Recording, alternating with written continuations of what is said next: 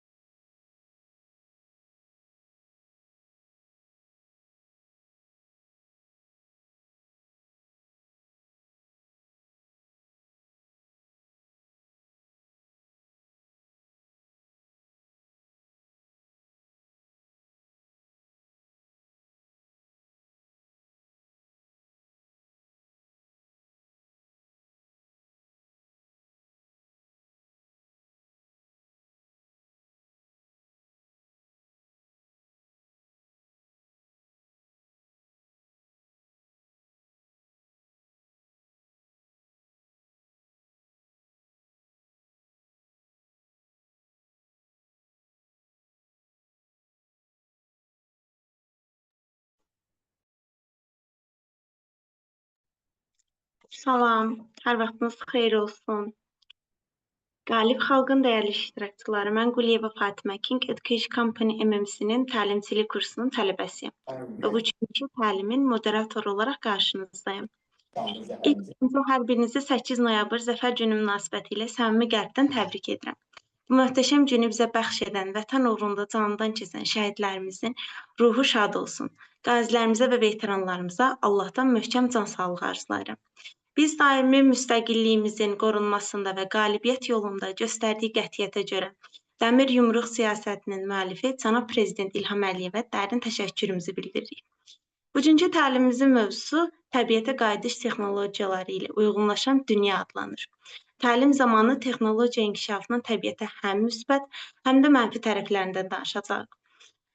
İndi isə icazənizlə bugünkü spikerlərimizi təqdim etmək istəyirəm. Mirfəqan Hacıyev, King Education Company MMC-nin təsisçi direktoru, ilin tələbə nominasiyasının qalibi, 4 kitab müəllifi, Gəncə Dövlət Universitetinin Ekologiya Mühəndisliyi ixtisası üzrə 2-ci kurs tələbəsi və Universitet Ekoklubunun sədri.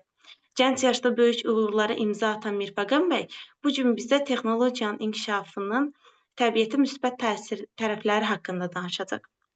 Digər spikerimiz Hüseyn Qüdrətov, Milli Aviasiya Akademiyasının Ekologiya Mühəndisliyi ixtisası üzrə 3-cü kurs tələbəsidir. O, məktəb illərindən etibarən ekologiya sahəsinə xüsusi maraq göstərən ekoloji fəaliyyətlə məşğul olan gənc ekoaktivistdir. Hüseyn bəy isə texnologiyanın inkişafının təbiətə mənfi təsirlərindən bəhs edəcək. Dəyərli iştirakçılar, xahiş edirəm, təlim zamanı mikrofonlarınızı bağlı saxlayasınız və spikerlərə mane olmamaq üçün chat bölməsində əlavə mesajlar yazmayasınız. Təlimin sonunda rəsmi sertifikat haqqında məlumat veriləcək və hər birinizin suallarının cavablandırılması üçün xüsusi vaxt ayrılacaqdır. Sözü daha çox uzatmadan söz veririk təlimçilərimizə. Buyurun.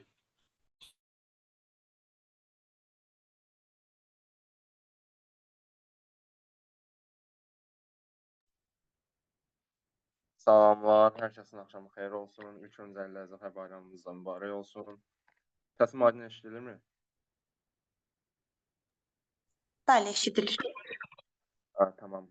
Deməli, mən özümü yenidən təqdim edeyim. Qüdrətov Hüseyn, Milli Aviasiya Akademiyasının Ekoloji Mühəndisliyi ixtisasının 3-cü kurs tələbəsiyəm. Yəni, ekoloji mühəndisliyi ixtisasına əvvəldən marağım var idi və yəni şükürlər olsun Allaha ki, qəbul oldum və bu ixtisasa təhsil alıram. Yəni bu qədər məndən, sözü Mirfəqan bəyə verirəm. Salam, hər vaxtınız xeyirli olsun, möhtəşəm iştirakçılarımız. Hər biriniz xoş gəlmisiniz. Bayaq məni Fatimə xanım tanıtdı zaten. Amma yenə də özümü təqdim edeyim. Mən Mirfəqan Hacıyev, Gəncə Dövlət Universitetinin Ekologiya Mühəndisliyi ixtisası üzrə 2-ci kurs tələbəsiyəm. Həmçinin Gəncə Dövlət Universitetinin Eko Klubunun sədriyəm və King Education Company MMC-nin təhsil direktoruyam.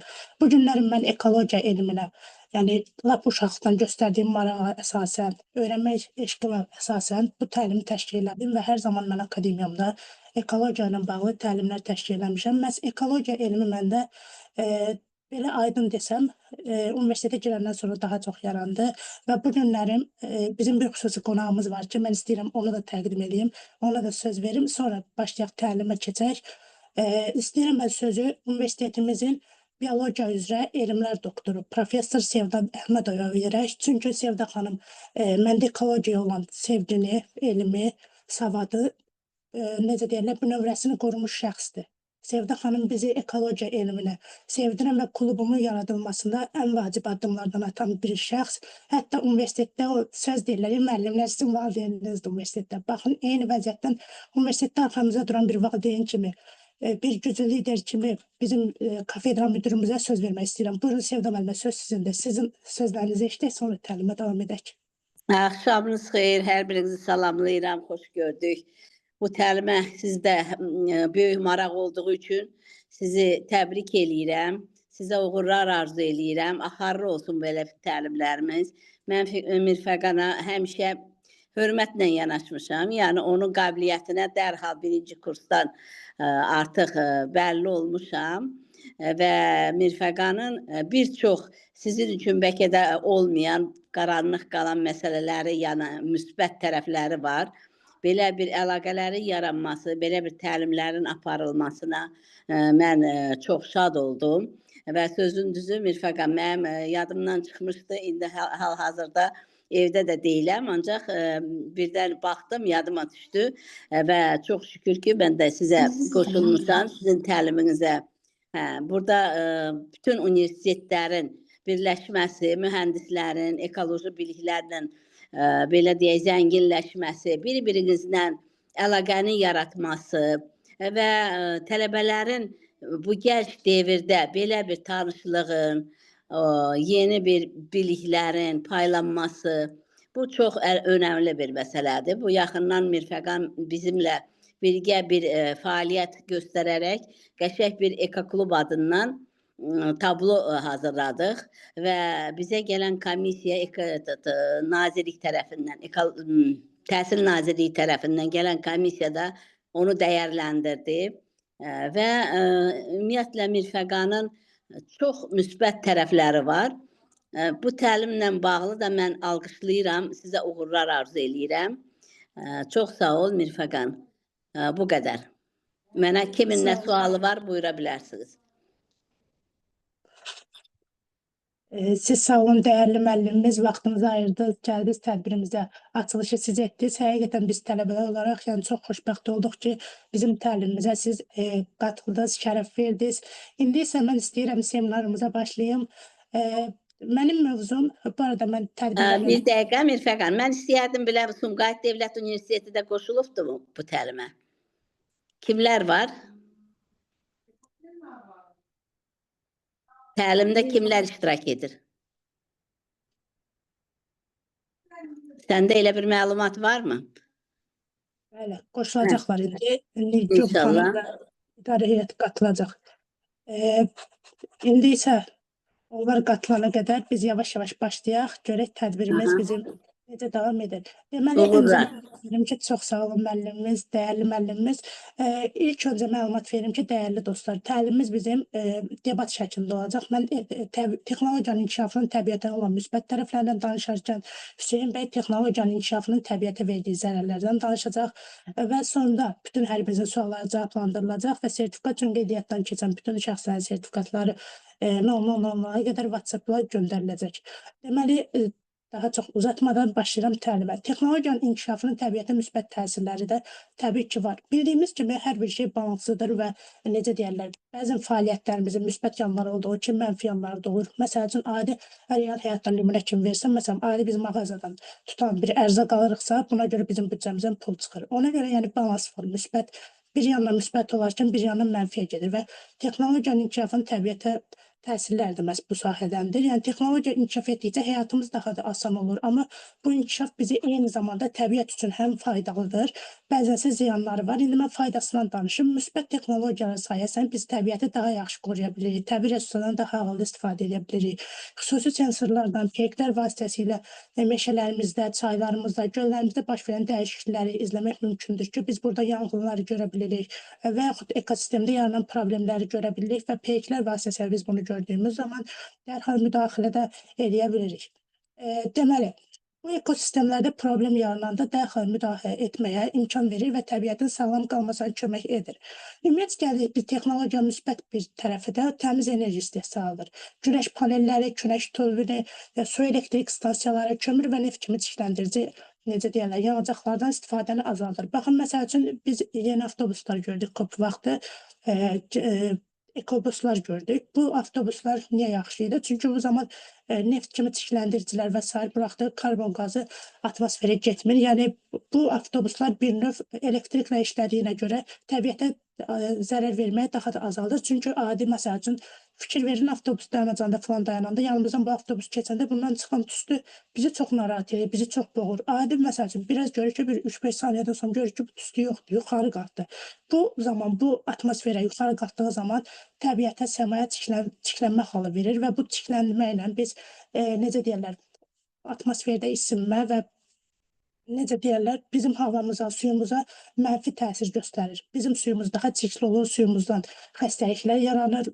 İstər bunu mən tək sənayeyə görə demirəm. Baxın, məsəl üçün, zavodlardan və s. çıxan tüstülər var ki, istər trafik olsun, istər sənaye olsun, yəni bunlar təbiəti çirkləndirir. Ancaq yəni biz dediyimiz kimi texnologiyanın inkişafı ilə biz bunları miqdarını azaldırıq və iqlim dəyişməsinin qarşısını almağa çalışırıq. Beləliklə həm təbiəti qoruyuruq, həm də insanların sağlam bir mühitdə yaşamağına köməklik eləyirik. Kənd təsərrüfatında da texnologiya və torpağın suyun səmərəli istifadəsini təmin etməyə yolu var. Məsələn, damla suvarma sistemində bitkilər sayəsində tam ehtiyac duyulduğu qədər su alır, su israfı azalır. Məsəl üçün, aranızda damla suvarma sistemini görənlər olubdur. Məsəl üçün, biz universitetdə falan dərslərdə biz görmüşük, hətta bizim universitetin ərazisində də var o. Damla su alma sistemi vasitəsilə bizim, necə deyim, su artıq getmir və su da bəzən təbiətə zərər verə bilir. Baxın, necə deyim, suyu suladığımız zaman su o ki daşır, torpağın qatını falan çox gedirik. Bu zaman su, necə deyim, təbiətdə mənfi təsirə göstərə bilir. Ancaq biz bunu, yəni torpağın keyfiyyətini azaldır. Biz ancaq bunu texnologiyanı, damla suvarma sistemi ilə və yaxud digər müasir avadanlıqla biz bunları daha da düzəldə bilirik və bunların kirlənməsini, necə deyim sizə, torpağın falan kirlənməsinin daha da qarşısını alıb, həmçinin su israfını azaldırıq. Sensorlar və dronlar vasitəsilə isə biz torpağın vəziyyətini və bitkilərin sağlamlığını izləyib, lazım olmayan gübrə və ya pestisid istifadəsini azaldırıq. Bu üsullar isə həm təbiəti qoruyur, həm məhsuldarlığı artırır. Gəldik biz nəyə? Tullantıların idarə olunmasına gəldikdə isə, bu arada mən öz layihələrimdən birini deyim. Biz Gəncə Dövlət Universiteti olaraq 2 tondan çox makulatura, yəni kağız tullantını biz təhvil vermişdik özəl şirkətlərin birinə və bu zaman özəl şirkətlər bu aldıqları kağız tullantılardan sulu salfet, quru salfet və sair hazırlanmasında istifadə elədi. Məsəl üçün biz bu tullantılar vasitəsilə necə deyim, həmçinin öz büdcəmizə də xeyir gətirə bildik. İndi gəlin mövzudan çox kənarlaşmadan tullantıların idarə olunmasına və təkcə emal texnologiyalarında təbiət üçün olduğu faydadan danışmaq istəyirəm. Plastik şüşə, kağız, metal tullantılar ayrılır və bu yenidən qurulur. Bu təbii resursların qorunmasına, zibilin azalmasına, ekosistemin sağlam qalmasına kömək edir. Həmçinin bəzi texnologiyalar var ki, tullantılardan enerji əldə etməyə kömək edir və necə deyirlər, torpağı daha təmiz və enerjili etməyə kömək edir. Texnologiyanın bir başqa növündə deyə bilərəm ki, insanların təbiətə olan münasibətini dəyişir. Virtual reallıq, interaktiv proqramlar, 3D modellər vasitəsilə insanlar təbiəti daha yaxından tanıyır və ekoloji məsələlərin vacibliyini daha yaxşı başa düşür. Bu isə ekoloji şuurun artırılmasına, təbiətin qorunmasına yardım edir. Mən bu yaxınlarda Nazirliyin saytına girmişdim, Ekologiya və Təbii Sərvətlər Nazirliyinin saytına. Burada Sevda müəllimə ilə daxil olmuşdu sayta. Orada məsəl üçün çox gözəl bir təşəbbüs var ki, məsəl üçün hər əlamətdar günə nəzərən ağac əkmə aksiyası var ki, biz burada bir ailəyə ödəniş eləməklə bizim adımızdan ora ağac əkilir, bir ağac əkilir. Və məsəl üçün burada sırf şəxslərdə belə bir hal yaradıblar ki, mənim bu çox xoşuma gəldi. Nazirliyin sistemində, saytında bizim adımız görünür. Qarşında biz həm 1 manat verib həm ağac əkilir, həm də Nazirliyin sistemində, saytında bizim adımız görünür. Məsəl üçün, baxın, bu cür modellərlə biz şəxsləri, biz gəncləri təbiətə daha da cəlb edir. Təbiətə, elmə daha da çox cəlb edirlər. Məsələn, heç onu çox uzağa getməyim. Bir dənə çox üzr istəyirəm mən.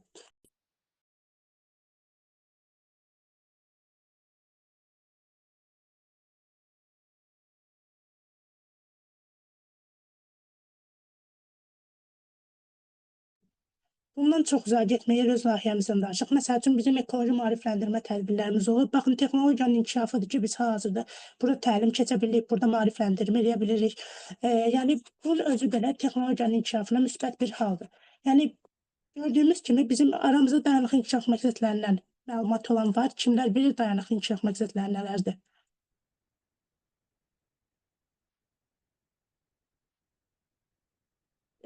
Aramızda bilən var bu. İstəyən varsa səs aça bilər. İstəyirsə, buyurun, siz danışın, görək dayanıqlı inkişaf məqsədləri nələrdir? Bəli, SDG-dən. Axşamınız xeyir. Mən Maytəb Eminova, Bakı Dövlət Universitetində oxuyuram. 3-cü kurs tələbəsiyəm.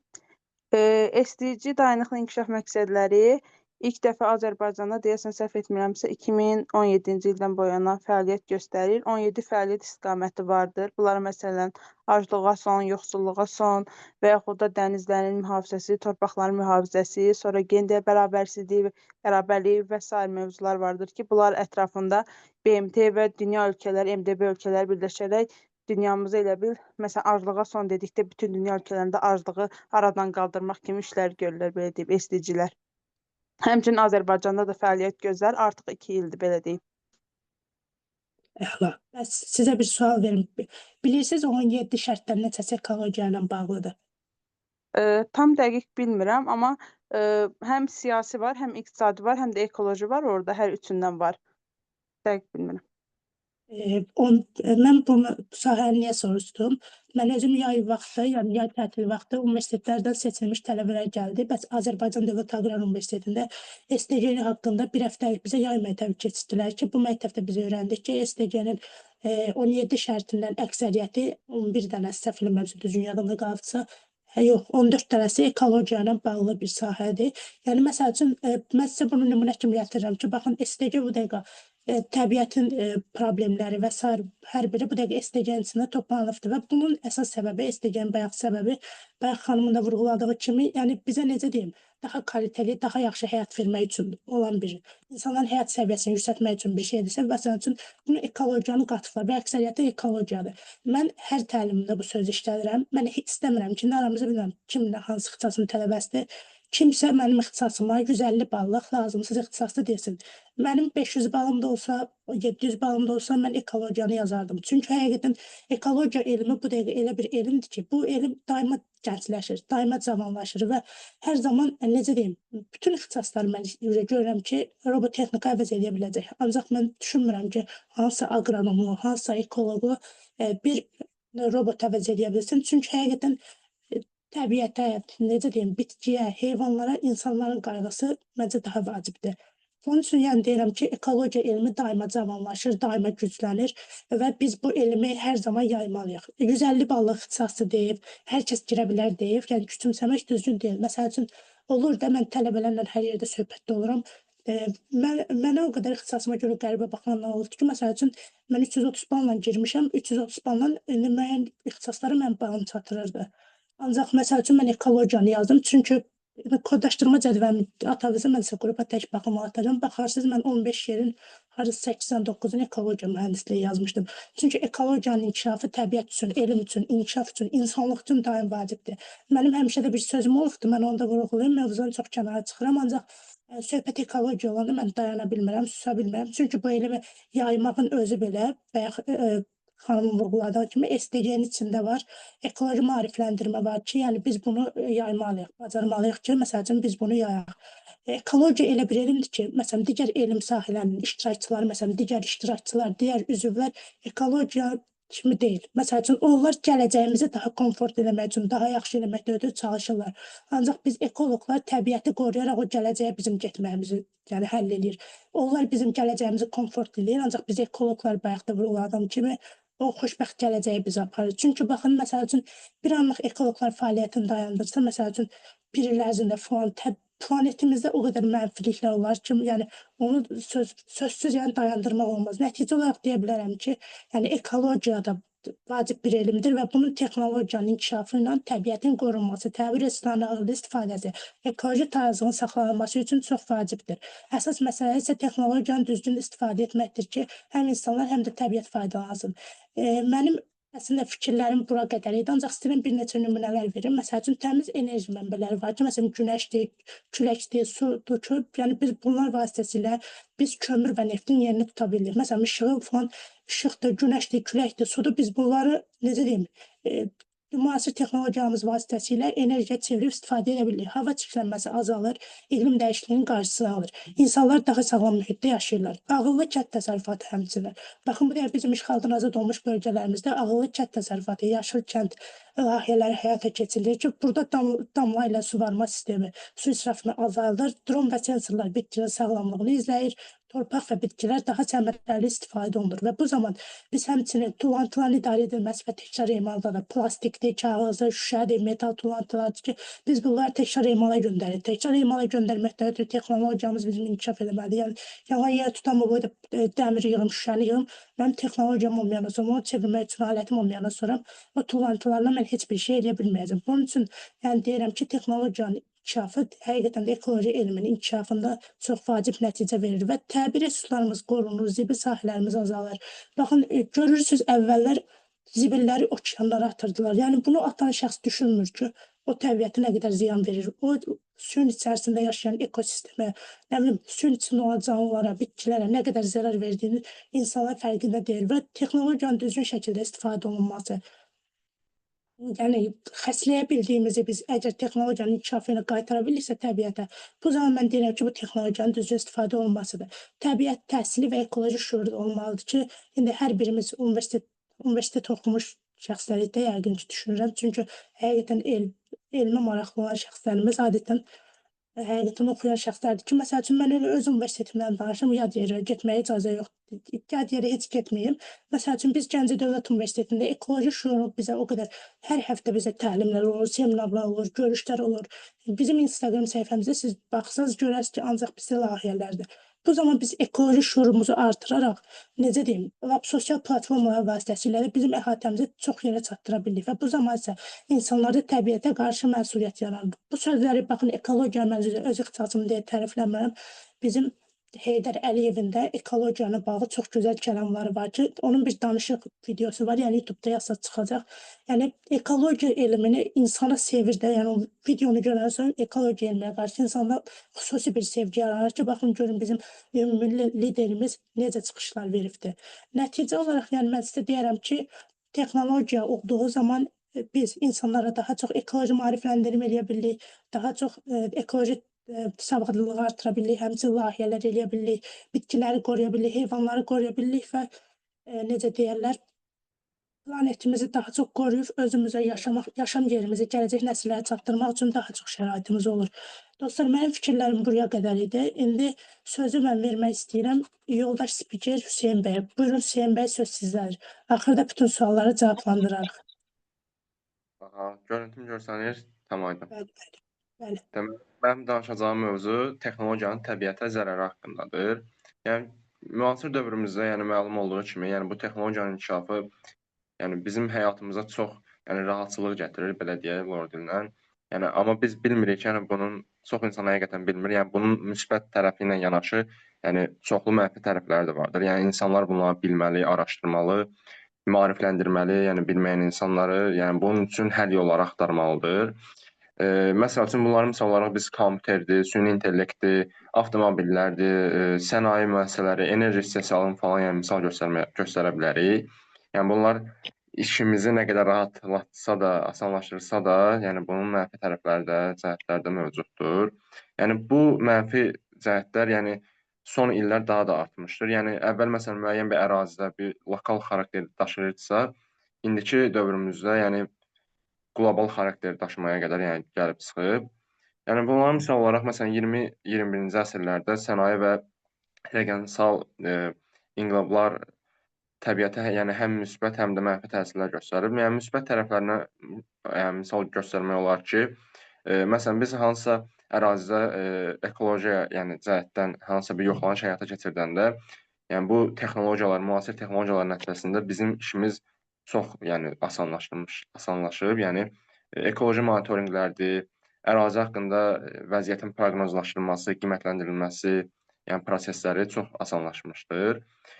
Mənfi tərəfləri də ondan ibarətdir ki, yəni bu inkişaf gedir, yəni məsələn sənayedən sənaye tullantıları havaya atılır.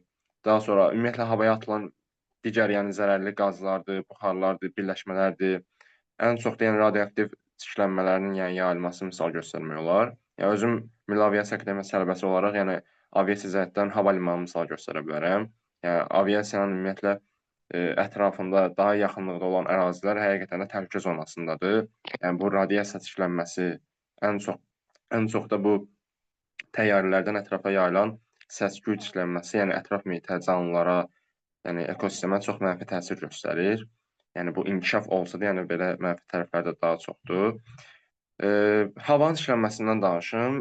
Havanın çirklənməsi, yəni texnologiyanın ən belə deyək də vacib, ən mühüm hissələrindən biridir, yəni bu çirklənmələrin. Havaya yəni avtomobil mühərriklərindən müxtəlif qazlar atılır.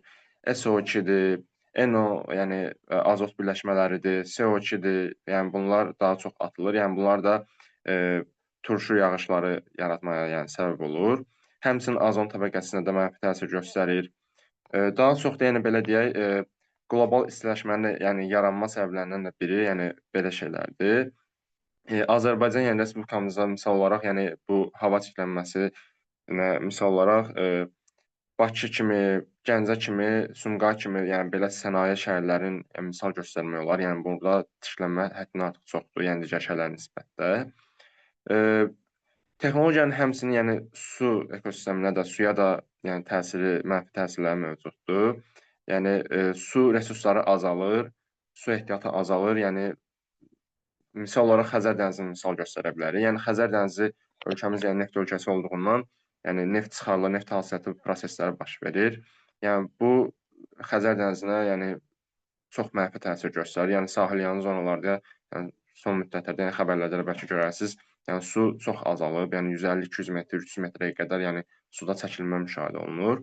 Yəni biz də hər bir yəni vətəndaş olaraq yəni ekoloji cəhətdən yəni maariflənməli, öyrənməli, yəni bu şeylərin qarşısını almağına doğru yəni həll yolları axtarmalıyıq.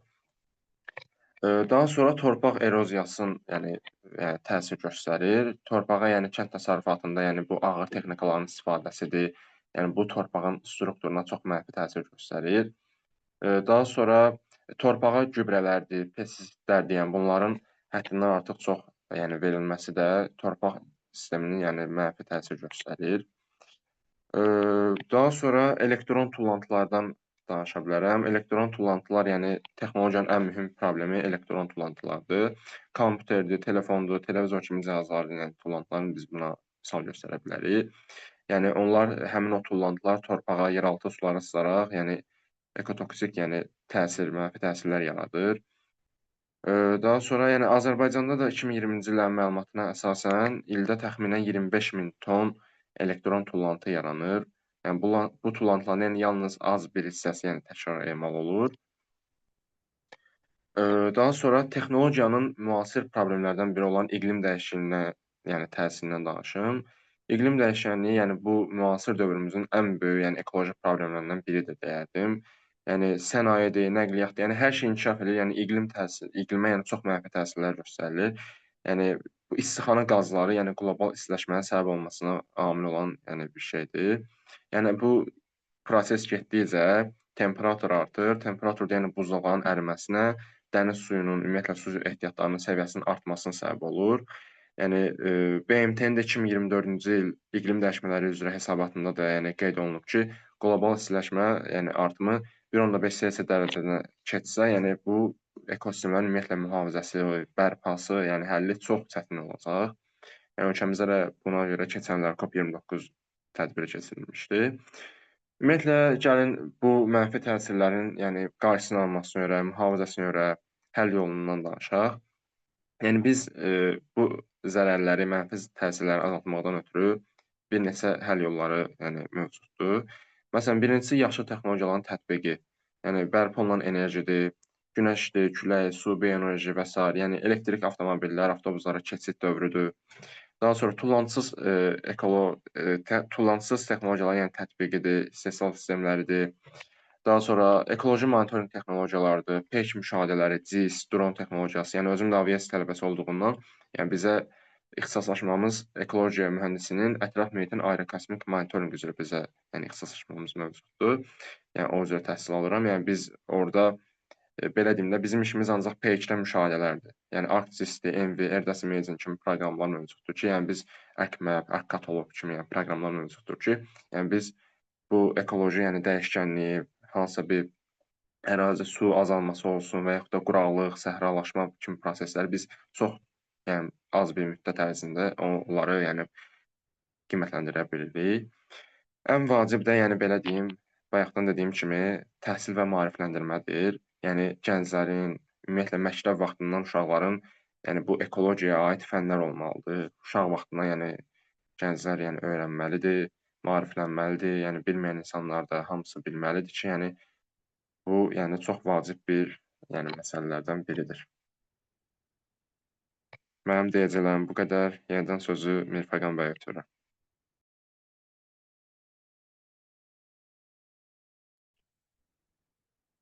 Değerli dostlar, biz fikirlərimizi bildirdik. Birimiz müsbət cəhətlərdən, digərimiz isə mənfi cəhətlərdən danışdıq. Fikrimizə əlavə etmək istəyən kimsə varmı? Və yaxud sizcə texnologiyanın inkişafı bizim təbiət üçün, bizlər üçün müsbətdirmi, yoxsa mənfidirmi? Bu haqda sizlərdən kimlər danışmaq istəyir?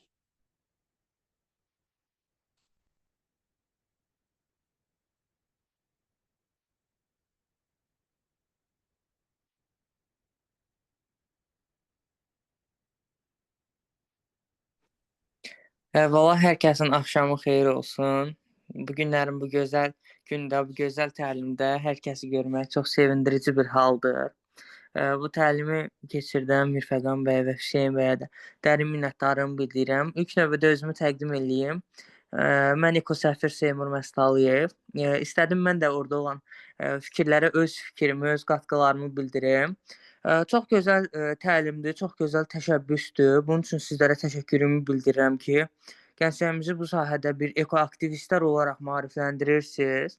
Bayaqlarında vurğuladığınız kimi, necə deyək, bir Azərbaycan gənci, tək Azərbaycan gənci yox, bütün dünya olaraq biz bu mövzuda hələ erkən yaşlardan məlumatlandırılmalıyıq ki, orta məktəbdən başlayır bu məlumatlandırma. Yəni məktəblərdə mən indi müşahidə eləmişəm ki, apardığımız infosessiyalar, apardığımız tədqiqatlar nəticəsində biz görürük ki, orta məktəblərdə təbiət fənni tədris olunur. Düzdür, o təbiət fənni daha çox elm yönümlüdür.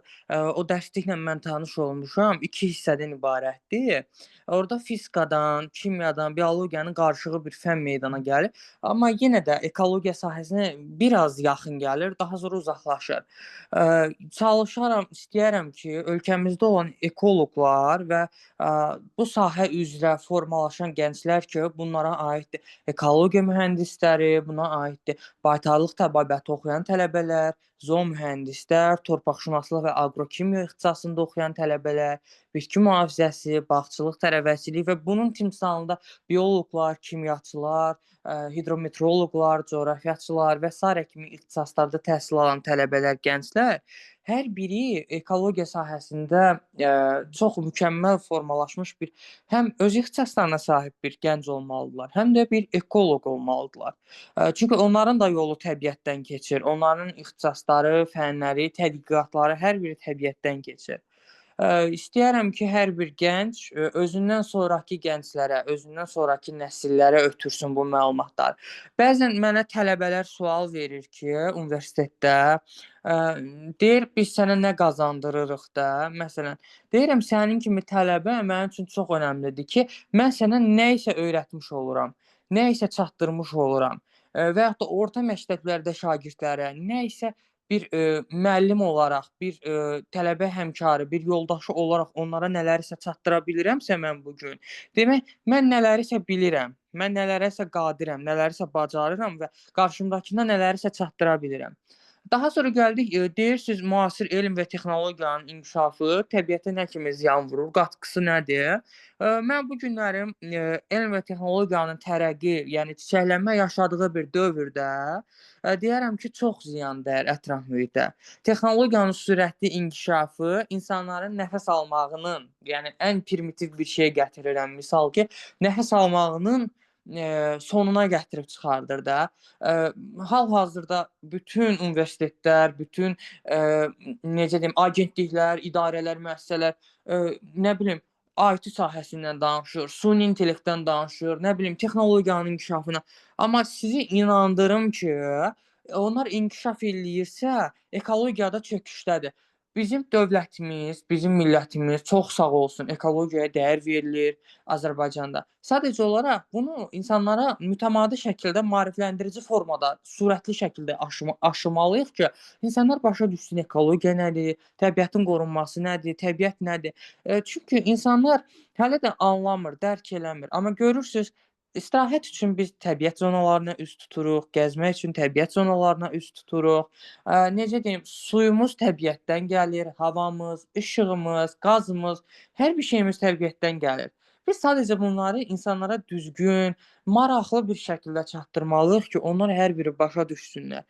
Hər biri öz içlərində, necə deyim, o təbiətşünası, o iqlimşünası yetişdirsinlər. Qayıdaq mövzumuza bir daha biraz haşiyəyə çıxıram. Deyirik IT inkişaf eləyir, süni intellekt inkişaf eləyir. Mənim üçün həqiqətən düzdür, Allaha çox şükür bilirəm Word-da da yazmağı, Excel-də də yazmağı, digər proqramlarda. Amma mənim üçün o qədər də mühüm əhəmiyyət kəsb eləmir. Ola bilər dünya üçün mühüm əhəmiyyət kəsb eləyə bilər. IT-nin inkişafı, texnologiyanın inkişafı. Düzdür, hər bir şey əlçatan daha tez olur. Amma mənim üçün o qədər də inkişaf kəsb eləmir. Niyə? Çünki mən bir ekoloqam. Süni intellekt hər bir vəzifəni əvəz eləyə bilər. Hər bir vəzifəni. Artıq internetlərdə, sosial mediada baxırıq, sosial şəbəkədə baxırıq ki, artıq süni intellekt deyilənlərə görə müəllimi də əvəz eləyə bilir, həkimi də əvəz eləyə bilir. Amma sizi inandırım ki, süni intellekt heç bir zaman iki dünya, bütün kainat bir olsa belə, heç bir zaman ekoloqun vəzifəsini, ekomühəndisin vəzifəsini heç zaman əvəz eləyə bilməz. Təbiət sahələrinin, necə deyim, mütəxəssislərinin yerinə heç zaman IT sahəsi əvəz eləyə bilməz. Məndən ötürü mənim ətrafımdakı olan insanlar da bilir ki, onlardan biri Hüseyn bəyin özüdür, Müfəqan bəyin özüdür. Bilirlər ki, mən IT sahəsində oxuyan tələbələrlə o qədər də normal belə ünsiyyətdə olmuram. Hətta onlarla daha soyuq oluram ki, nəinki təbiət yönümlü ixtisaslarda oxuyan tələbələrlə. Mən həm də arzu eləyərəm ki, bu ixtisaslarda oxuyan tələbələr özlərinin üzərində daha çox inkişaf eləsinlər, daha çox qabağa getsinlər. Mən ekosəfir olduğum gündən bu yana bəri artıq 2-ci ildir ki, yəni 2 ildir mənim görmədiyim iş, getmədiyim universitet, qazanmadığım uğur, gəzmədiyim ölkə, almadığım sertifikat, qoşulmadığım təlim qalmayıb. Mənim 73 sertifikatım var ki, onun 4-ü beynəlxalq, 69-u Azərbaycana aiddir. Onun hardasa 60-70-i ekologiya ilə bağlıdır. Ekologiya və bunun timsalında digər şeylər. Mən 4 ölkədə olmuşam, Azərbaycanı təmsil eləmişəm ekologiya sahəsi üzrə. Ondan sonra beynəlxalq layihələrdə olmuşam ölkəmizdə. Məsələn, onun ən tanınmışını deyim, Urban festivalı. Yəqin ki, bunu hər bir kəs eşidibdir. Orada mən Qazaxıstan, Özbəkistan, Tacikistan, Qırğızıstan kimi ölkələrin nümayəndələri ilə Azərbaycanın ekologiyasını onlara rus, ingilis dillərində tərcümə eləyərək çatdırmışam ki, bizim ölkəmizdə olan ekoloji monitorinq vəziyyəti hansı haldadır, hansı səviyyədədir və hansı ehtimallar bizim ölkəmizdə özünü doğrulda bilər. Daha sonra bizim Ekologiya və Təbii Sərvətlər Nazirliyinin özünün keçirdiyi aksiyalardır. Onların hər birində iştirak eləmişəm. Daha sonra bizim əməkdaşlıqlarımız olub. Mən özüm həmçinin Azərbaycan Dövlət Aqrar Universitetində Ecoforce klubunun sədriyəm ki, bizim özümüzün əməkdaşlıqlarımız olubdur ki, məsələn, Naxçıvan Dövlət Universitetinin Tələbə Elmi Cəmiyyətindən, Gəncə Dövlət Universitetinin Eko klubundan, daha sonra Azərbaycan Texnologiya Universitetinin Eko klubundan, bunun timsalında digər universitetlərlə də müəyyən işlər görməyə çalışırıq ki, bu da öz əksini göstərir. Bizim tələbələrimiz də hər zaman aktiv iştirak eləyir. Hətta mən deyərdim ki, burada hal-hazırda neçə nəfərik biz? 25 nəfər. Mən istəyərdim ki, Mirfəqan bəy elə orada bizim klubun nömrəsini, saytını da qrupa atar. Yazılmaq, qoşulmaq istəyənlər qoşular. Biz tələbəyə çox şeylər qazandırırıq. Məsələn, bəzi tələbələr var ki, başa düşürəm onların maddi vəziyyətlərini, durumlarını, ailə vəziyyətlərini inkişaf eləmək istəyir. Amma sadəcə olaraq o tələbənin elmi tədqiqat aparmağa, məsələn, maddi baxımdan imkanı çatmır və yaxud da səyahət eləməyə pulu yoxdur. İnandırım ki, sizə əziz tələbələr, əziz həmkarlar, əziz müəllimlər, burada olan hər kəs. Bizlə gedən tələbələr, Ecoforce klubunda olan tələbələr heç zaman heç biri deyə bilməz ki, bizim sədrimiz Seymur bəy bizdən pul aldı haçansa. Heç vaxt, heç vaxt. İnandırım ki, sizin mənim aldığım maaş mənim tələbələrim üçün yararlı olan bütün indekslərdədir. Bütün, məsələn, biz tələbələrimizi hal-hazırda düzdür, kameranı aça bilmirəm. Biz tələbələrimizlə bir yerdə həm elmi tədqiqata, həmçinin də Zəfər bayramı münasibətindən Tovuz rayonuna gətirmişəm tələbələri. Hər birini ki, onlar buranın landşaftından, buranın təbiətindən və s. kimi buranın ekosistemi ilə tanış olsunlar. Bizim növbəti aylarda da planlarımız var, növbəti həftələrdə də tədbirlərimiz, layihələrimiz var. Mən arzu eləyərəm ki, hər bir Azərbaycan gənci özünü inkişaf elətdirsin. Özünü ekologiya sahəsi üzərində işləsinlər. Bu qədər məndən tədbirin gedişatına, təlimin gedişatına da uğurlar arzulayıram. Hüseyn bəy də çox gözəl ekoaktivistdir. Onun da inşallah ki, uğurları, nailiyyətləri gələcək zamanda hepimiz görəcəyik. Mirfəqan bəyin özü də ekologiya sahəsində çox gözəl işlər görür. Ekoklub sədridir həmçinin. Onun da fəaliyyətlərində uğurlar arzulayıram. Bəlkə bizim burada olan tələbələrimiz də utanmasınlar, fikirlərini bizlərlə bölüşsünlər deyərəm.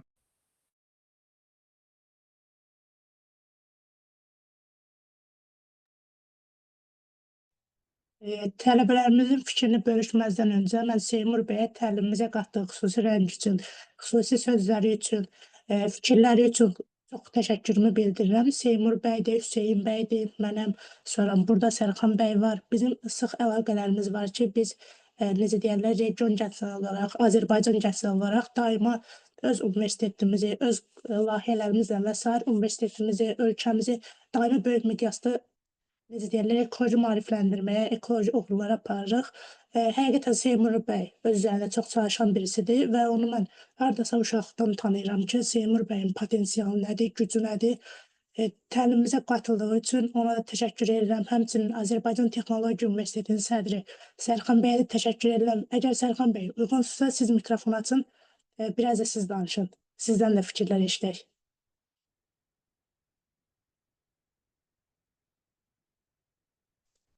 Axşamınız xeyir Mirfəqan bəy. Mən ilk öncə həm sizə, həm Hüseyn bəyə belə bir gözəl mövzuya toxunduğunuz üçün öz təşəkkürümü bildirirəm. Çünki hazırda ətraf mühiti çirkləndirən əsas səbəblərdən biri də elə texnologiyaların inkişafıdır. Doğrudur, həm müsbət cəhəti var, həm mənfi cəhəti var. Və mənim ən əsas Hüseyn bəyə bir dənə sualım olacaq, Mirfəqan bəy. Milli Aviasiya Akademiyasında təhsil alıram dedi. Mənə çox maraqlıdır. Aviasiya sektorunda karbon emissiyalarının azaldılması üçün hansı texnoloji yeniliklər tətbiq olunur? Sizə ayrıca salamlayıram. Belə deyim, karbon emissiyaları daha çox mən bildiyim qədərilə təyyarələrdən yəni havaya atılır.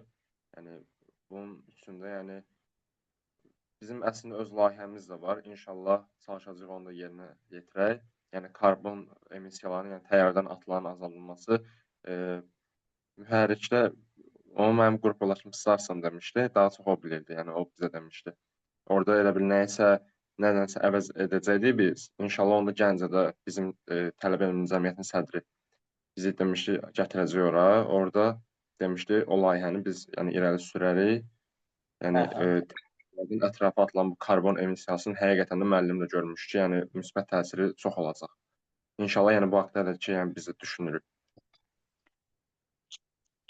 İnşallah yaxşı olar. Mənə də şəxsən maraqlıdır. Layihəniz uğurlu olsun. İnşallah ki, paylaşımlar edərsiniz, bu haqda da biz məlumat əldə edərik. Və Mirfəqan bəy, sizə də bir sualım olacaq mənim. Bu əsas elektron tullantılar problemi. Bu problemlər gələcəkdə bizi hansı təhlükələrlə üz-üzə qoya bilər? Məhz tibb sahəsindən bir sual verim. Bu elektron tullantılarda insan sağlamlığına hansı dərəcədə təhlükə ilə üz-üzə qoya bilər? Sualınız üçün təşəkkür edirəm Sərxan bəy. Təbii ki, bu da bir aktual mövzumuzdur ki, tullantıların, bizim elektronik tullantılar, insan sağlamlığına nə kimi zərəri var. Zərərdən danışmazdan öncə mən bir şey vurğulamaq istəyirəm ki, hal-hazırda olduğumuz mühitlərdə və ətrafda, yəni sualı birbaşa bu şəkildə izah edeyim, olduğumuz mühitlərdə və ətraflarda bizim mobil cihazlarımız olsun, elektronik cihazlarımız olsun, xarab olmasa belə, işləsə belə, məsəl üçün, adi universitet, məktəblərdə düzdür, telefon aparmağa icazə yoxdur, ancaq universitetlərdə məsələn, sinif otaqları olsun və s. və s. Yəni telefonların verdiyi radiasiyadır, adi, necə deyim, telefonun, kompüterin verdiyi radiasiyadır ki, insana mənfi təsir göstərir.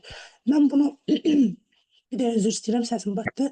Deməli, mən bunu necə izah edə bilərəm sizə? Elə ən böyük Çernobıl hadisəsinin mən sizə izah edə bilərəm ki, Çernobıl hadisəsi də bir, necə deyirəm, bir texnologiyanın inkişafı ilə əmələ gəlmiş bir təhlükə oldu ki, biz bunun vasitəsilə, necə deyim, nə qədər insan və canlı türü məhv oldu ki, yəni istər insanlar olsun, istər heyvanlar olsun, istər bitkilər olsun, yəni gün keçdikcə düzdür. Yəni bəyan dediyi fikirlərə gəlib çatıram. Gün keçdikcə bizə təbiət üçün mənfi zərərlər verir texnologiyanın inkişafı. İstər məsəl üçün telefonun verdiyi radiasiya olsun, istər məsəl üçün kompüterin verdiyi, məsəl üçün mən sizə bir nümunə kimi gətirim ki, tutan bir dənə patok sinifindəyik, 50 nəfər, 60 nəfər olan bir patok sinifindəyik, olsun bir dənə də standart auditoriya. Hər auditoriyada fikirləşin ki, proyektor var, mən öz universitetimizdən danışım, bizdə həmişə 2 kompüter olur. 2 kompüter var, hər tələbənin cibində 50 tələbəyə 50 dənə telefon var. İndi bunun verdiyi radiasiya bir otaq üçün çoxdur və bunun bizim, necə deyim, ürək sağlamlığımıza, ürək sağlamlığımıza mənfi təsiri var, həmçinin bizə fiziki yorğunluqda yaradır.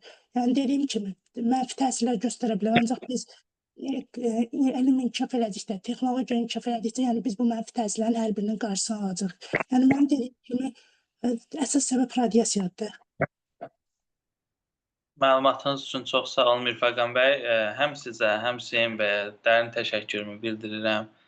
Belə bir təlim keçirdiyiniz üçün yenə sizə təşəkkür edirəm.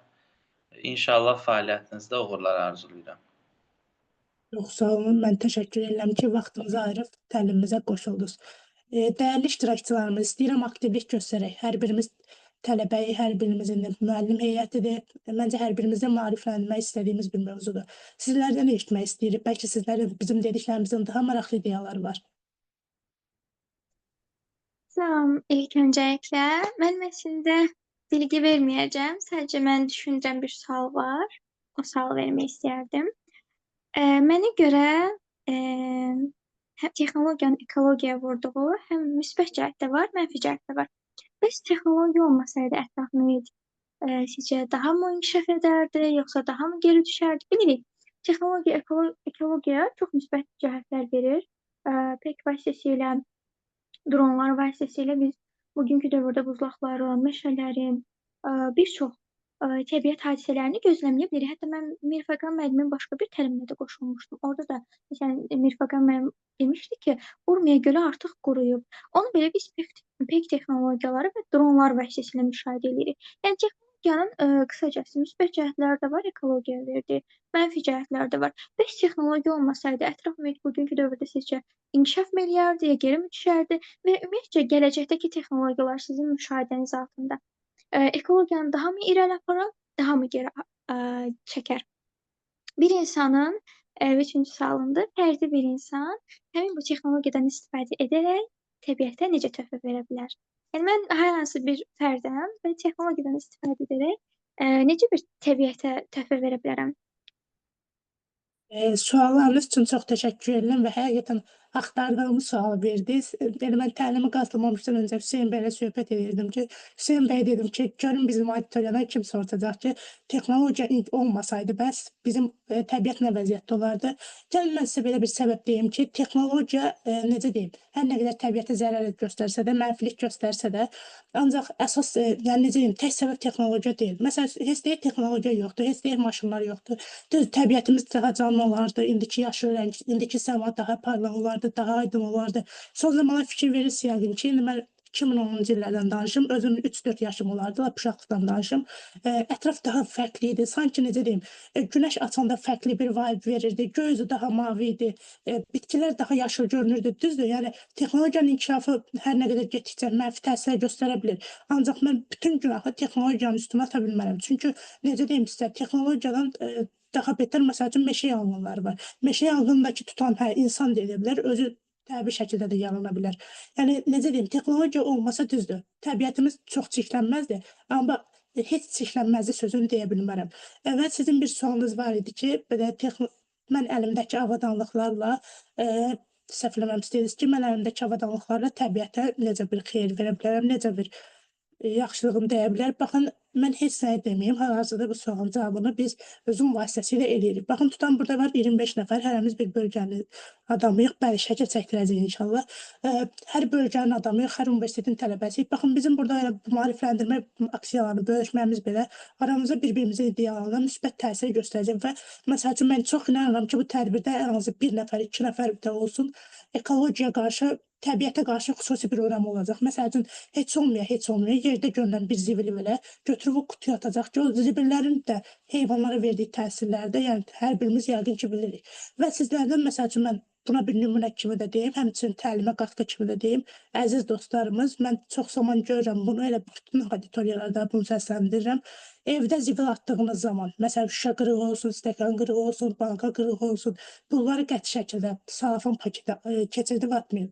Bunları bir parçaya büküb onu elə salafana qoyun. Çünki, məsəl üçün, zibil qutusunun içinə girən pişiklər olur, itlər olur, yem axtarmaqda ötürü. Onları kəsib xəsarət veririk. Məsəl üçün, mən bunun qarşısını almaqda bizim boynumuzun borcudur. Çünki onların kəsilməsinə səbəb biz oluq. Məsələn, mən bu maarifləndirməni həm məsəl kimi verirəm, həm də necə deyim, xanımın sualına cavab kimi. Məsələn, mən bu xəbəri verdiyim, indi təlimdə bundan məlumat olmayan şəxslər belə, indi belə buna diqqət edəcək. Bunun özü belə heyvanlar üçün bir yaxşılıq olacaq. Mən bu məlumatı sizə necə verdim? Texnologiya vasitəsilə, kompüter vasitəsilə, Wi-Fi vasitəsilə.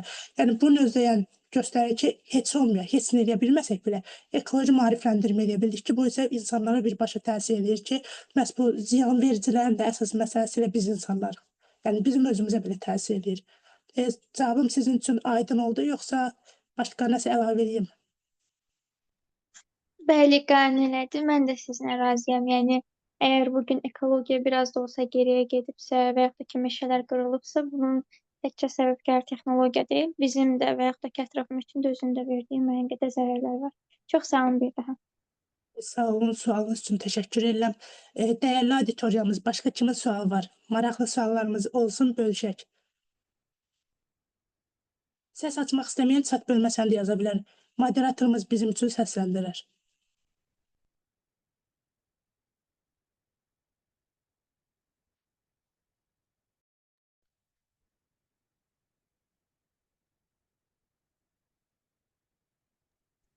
Axşamınız xeyir, sual verə bilərəm yenidən.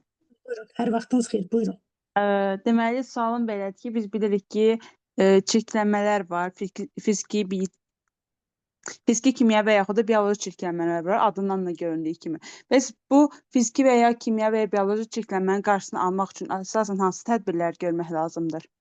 Məsələn, ən çox Azərbaycanda biz bilirik ki, kimyəvi çirklənmələr var, neftlə çirklənmə olsun, sənaye tullantıları olsun və s. Bunların qarşısını almaq üçün hansı tədbirlər görə bilərik? Sualınız üçün təşəkkür edirəm. Deməli, buna mən cavab olaraq deyə bilərəm ki, təbii ki, filtrizasiya sistemləri, məsəl üçün, görürüz ki, Azərbaycan özü belə ekoloji cəhətdən addımlamağa doğru, yəni müsbət addımlar atmağa davam edir. Məsəl üçün, mən Gəncə şəhərində yaşayıram, Gəncə Dövlət Universitetinin tələbəsiyəm və məsəl üçün, mən özüm gördüyümdən danışım, Bakıbasılar gəlsə Gəncə şəhərinə və onu istifadə edir. Əvvəl Gəncə şəhərində, necə deyim sizə, gəzən avtobuslar elə idi ki, avtobus yanımıza bir dənə dayanacaqlarında avtobusun arxasınca bir dənə toz çıxırdı, tozdan avtobusdakı hamını asqırığı üsürük tuturdu. Elə bir neçənci maşınlar idi. Məsəl üçün, bunlar filtrizasiya avtomobillərlə dəyişdi. Yeni avtobuslar dəyişdiyi zaman, baxın, məsəl üçün, bu təbiətə verilən mənfi təsir də olur. Təbii ki, biz, necə deyim, bizim indi Seymur bəy buradadır. Seymur bəylə bizim yayda ideya təşkilatının təşkil elədiyi çayı təmizləmə aksiyası var idi ki, Gəncə çayını təmizləməsi aksiyası var idi ki, biz onu orada göstərdik. Yəni, bizim eləyə biləcəyimiz, vətəndaş olaraq eləyə biləcəyimiz şey, təmizlik aksiyalarına qoşulmaq, ekoloji məlumatlandırma vermək, hökumətin isə elədikləri və addım atdığı böyük layihələr isə filtrizasiya sistemlərindən istifadə olunması və necə deyim, bu həm avtomobillər üçün, həm zavodlar üçün keçərlidir və müəyyən zamanlarda mən təklif edirəm ki, bəzi ölkələr var ki, onlarda məsəl üçün müəyyən günlərdə maşınların və sair istifadəsi qadağanlanır. Hər kəs piyada və ya velosipeddən istifadə edir. Yəni, mən istəyərəm ki, ölkəmizdə də bu layihə olsun. Məsəl üçün, müəyyən günlər, aydın bir, məsələn, hər ayın 30-u günü avtomobillər olmasın. Hər kəs yeriyərək və yaxud da ki, necə deyim, velosipedlə və sair səyahət eləsin. Bu zaman, necə deyim, atmosferdə özünə gəlir, istərsən atmosferə bir yenilənmə gəlir, rahatlaşma gəlir. Yəni, mən bunu belə nümunə göstərə bilərəm. Yəni, bizim əhali kimi eləyə biləcəyimiz tək şey ekoloji təmizlik aksiyalarına qatılmaqdır. Mən özüm Seymur bəylə qatılmışdım. Biz Gəncə çayını təmizlədik və nə qədər zivil orada var idi ki, çaya tökülən zivillər var idi, butulkalar var idi və s. Bunu təmizlədik və inşallah bizim layihəmiz olacaq ki, Gəncə şəhərini maarifləndirmək. İndi tək şəhər yox, onların qayda bütün Azərbaycanı biz maarifləndirəcəyik. Yəni, bizim eləyə biləcəklərimiz sadəcə çox nəqliyyatdan istifadə etməkdir. Yəni, mən şəxsən görürəm, tanışlarımda, dostlarımda da var. Təsəvvür edin ki, mənim dostlarım var ki, indi sağlıqlarına qismət evdə 5 nəfərdirlərsə, hərəsinin bir maşını var. Anasının da, atasının da, qardaşlarının da, bacılarının da.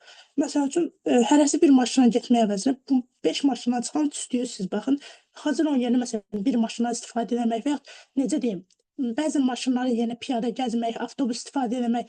İndi mən Bakıya çox gedib gələndə eləm, ildə bir də fikir edirəm. Məsəl üçün, mən avtobusların arxasına falan fikir verirəm. Yazılır ki, məsəl üçün, bir avtobus bərabərdir, 80 şəxs, 80 avtomobil. Məsəl üçün, belə bir yazı var. İndi məsəl üçün, 80 avtomobildən çıxan tüstü avtobus vasitəsilə çox minimal qayda, yəni deyəmərəm ki, tam mükəmməldir, minimal qaydaya azalınır və bunun da təbiət üçün müsbət təsiri var. Yəni, dediyim kimi, ictimai nəqliyyatdan istifadə etməyimiz, ekoloji təmizlik aksiyalarına qatılmamız biz insanlarla eləyə biləcəyik, vətəndaşlarla eləyə biləcəkdir. Təbii ki, dövlətimizdə müəyyən layihələr aparılır ki, yəni bu layihələr vasitəsilə biz problemi kökündən sirkələyib, bəzən də yıxılmağı bacaracaq.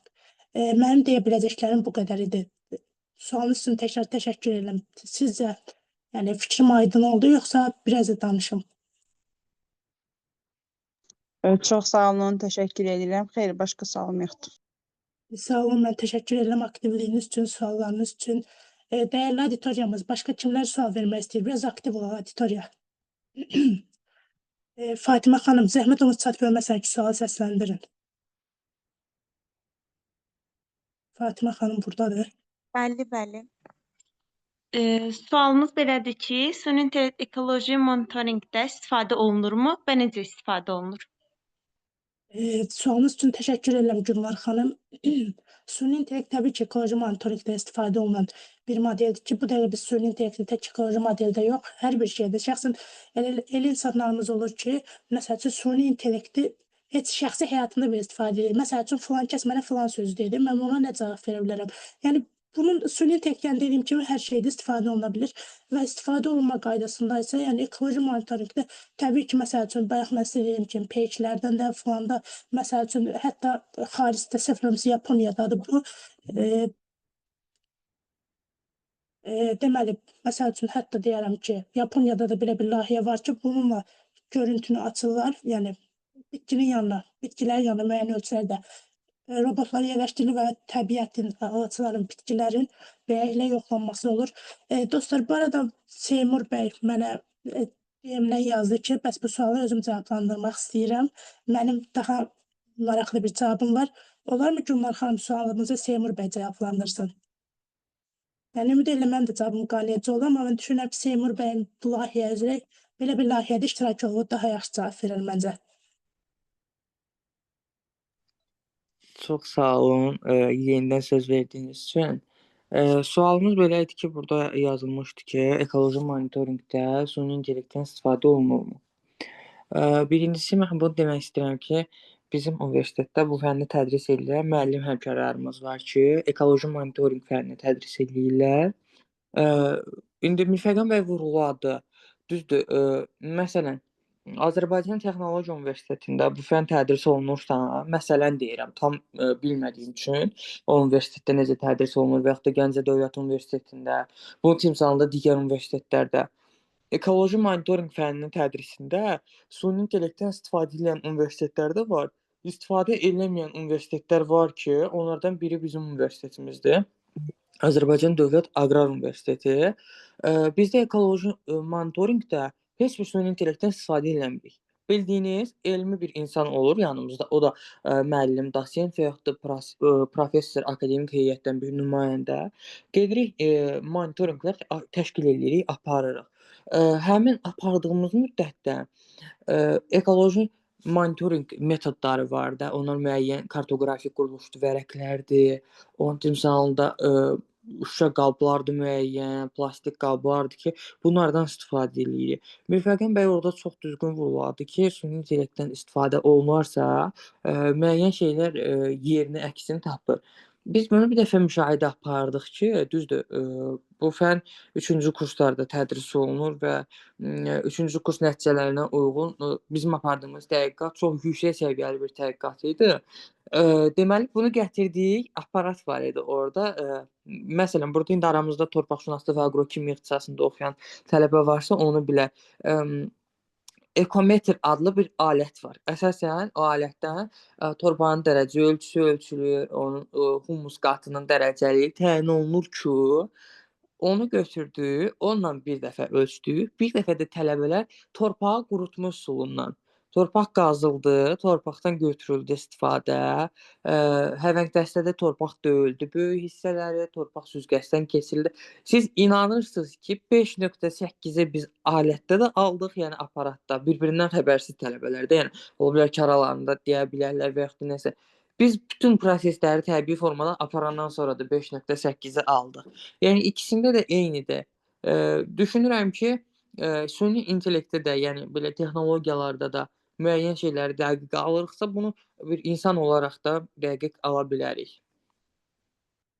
Seymur bəy, fikriniz üçün mən təşəkkür edirəm. Sadəcə mən bir əlavə eləmək istədim. Bayaq siz universitetlərin adını çəkirdiniz ki, elə bizim kafe müdürümüz Sevda müəllimə də burdadır. Sözümə o qüvvət də verər.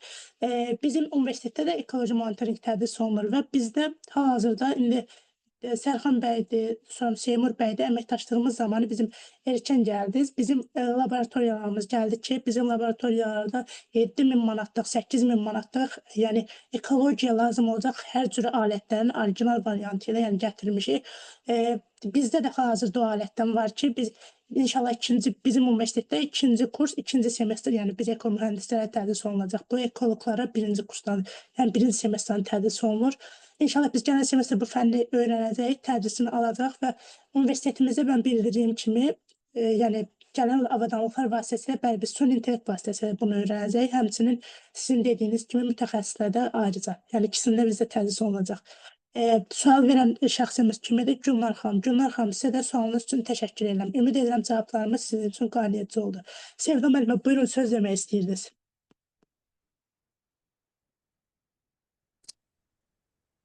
Bəli, siz çox maraqlı bir mövzuya toxunursunuz. Bizim Gəncə Dövlət Universitetində ekoloji monitorinq həm 2-ci kurs mühəndislərdə, həm 4-cü kurs ekoloqlarda tədris olunur. Hələlik biz süni intellektə keçə bilmirik, çünki elə bir laboratoriya avadanlığımız yüksək səviyyədə deyil. Ancaq mən inanıram ki, hansı süni intellekt olur olsun, hər halda insanın ağlı, insanın kəmalı, insanın demək ki, öz gücü onun vasitəsilə bunlar yaranır və insan burada aparıcı bir qüvvədir.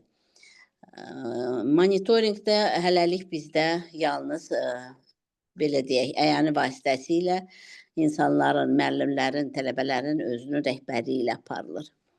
Ancaq çox maraqlı mövzulara toxundunuz. Mirfəqan bəy, mən də təşəkkür eləyirəm. Çox şad oldum, Seymur bəyi eşitdim. Bizim əlaqələrimiz var. Ekoklubun demək bir-birimizlə həm Gəncə Dövlət, həm Aqrar Universiteti, həm Texnologiya Universiteti bütün tələbələrlə əlaqə yarandığı üçün Mirfəqan bəyə də təşəkkür eləyirəm. Həmin o üzvlərə də təşəkkürümü bildirirəm. Bunların belə bir əlaqəsi mütləqdir ki, inkişaf getsin ekologiyada. Bu qədər. Cavabınız üçün təşəkkür edirəm Sevda müəllimə. Bəs Sevda müəlliməndə vurğuladığı kimi biz bunu müəllimlər vasitəsilə tədris olunacaq. İndi təbii ki, bizə hələ inşallah 2-ci semestr tədris olunacaq. Ona görə mən tam düzgün cavab verəmədim. Ancaq laboratoriyalarımızda bizim hal-hazırda böyük inkişaf oldu ki, indi Sevda müəllimə çox istəyərdim siz bizim laboratoriyadan danışarsınız. Çünki bizim laboratoriyada maşallah olsun xərc qoyduq, neçə minlər xərc qoyduq. Laboratoriyalarımız olanlardan danışsaz, auditoriyamız bilərdi ki, Gəncə Dövlət Universiteti olaraq bizim ekoloji maarifləndirmə gücümüz nə qədərdir? Bizim laboratoriyamız yaranıbdır. Təxminən bir ay bundan öncə biz avadanlıqları gətirdik. Ancaq buna baxmayaraq təzədir laboratoriya bizim daha güclü, daha belə deyək, ətraflı analizlər üçün laboratoriyanın hələ də avadanlığı çatmayır. Bu növbəti gəlişdə, növbəti ildə tamamlayacağıq. Təhsil Nazirliyi ilə komissiyamız oldu bu yaxınlarda və onlar da bu laboratoriya avadanlığı ilə tanış oldu. Biz əsasən nə edirik? Orada demək ki, radiasiyanı ölçən cihazlarımız var. Sonra bizim atmosferdə olan müəyyən mikroelementlərin təyini var. Onları ölçə bilirik. Meyvələrdə olan nitrat, nitritləri ölçən aparatlarımız var. Və bir neçə demək çox yüksək səviyyədə olan mikroskoplarımız var ki, bunun hələ davamı gələcək deyə mən bu haqda inşallah növbəti dəfə, növbəti görüşdə daha ətraflı danışaram. Cavabınız üçün təşəkkür edirəm Sevda müəllimə. Siz bir dənə durun, biz sizi də çəkək bura. Bizim bu elanımız bu arada YouTube-da yerləşdiriləcək bu mövzumuz. Ay Mirfəqan bəy, yadımdan çıxdı. Ev paltarında çıxdım görüşünüzə.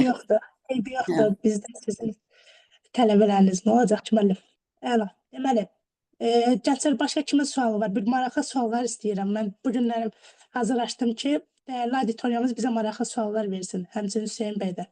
Sizdən maraqlı suallar gözləyirik və suallarınızı tək mənə yox, istəsəz Hüseyin bəyə də yönləndirə bilərsiniz. Yəni, sualıma falan bəy cavab versin deyərək yönləndirə bilərsiniz.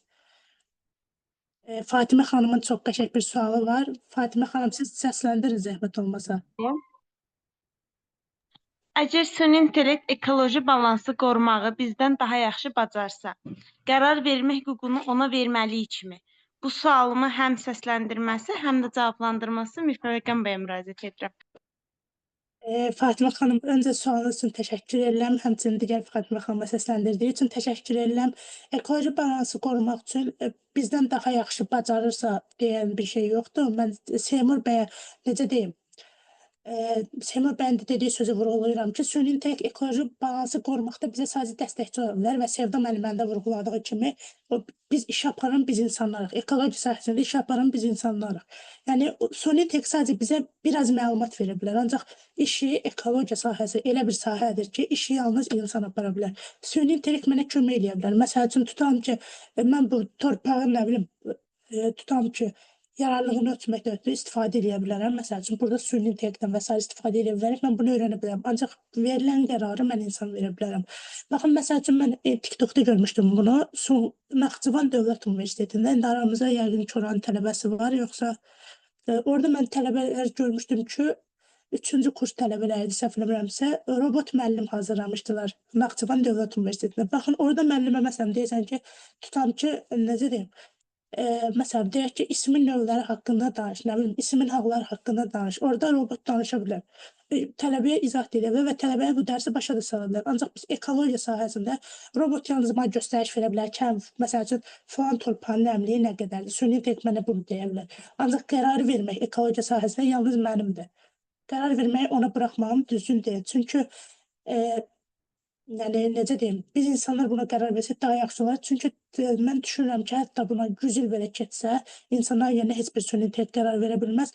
Məsələ isə torpaq da bir canlıdır, torpaq da bir, necə deyim, torpaq da bizim üçün vacibdir, bir canlıdır və yəni torpağı gərək, necə deyim, sağaltmaqdan əlavə, üstündə bir iş görməkdən əvvəl torpağı gərək hiss etməyə bacarasan. Torpağı, necə deyim, sanki torpağın səsini dinləməyə bacarasan. Bunu isə heç bir süni intellekt 1000 əsrdə keçsə, milyon əsrdə keçsə bacarmaz. Ümid edirəm ki, cavabım Fatimə xanım üçün qane edici oldu. Siz sağ olun, mən minnətdaram. Başqa suallar almaq istəyirəm. Auditoriyamız, maraqlı sual verin, düşündürücü sual verin.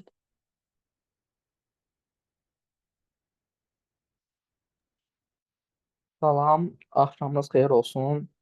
Sizi və Hüseyn bəy hər ikinizi salamlayıram.